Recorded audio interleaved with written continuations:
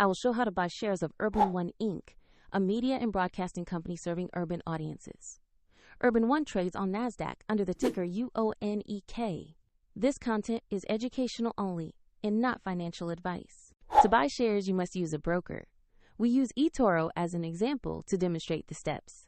After registering, you will need to verify your account, which typically requires an identity document, and you must add funds before buying.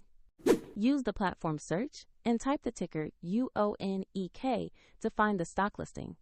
Make sure you select the correct Urban One Inc. result before opening the asset page. On the Urban One stock page, review the basic company profile and the price chart to confirm it is the correct listing. Check the exchange label showing NASDAQ and the UONEK ticker for verification. Tap the Buy or Trade button, choose the amount you want to invest, then review the order details and confirm the purchase. If the market is closed, the order may execute at the next session, and if your balance is insufficient, the platform will ask you to add funds before it confirms. Your new position will appear in your portfolio once the order executes. For convenience, find the eToro link in the video description if you want to follow the same example.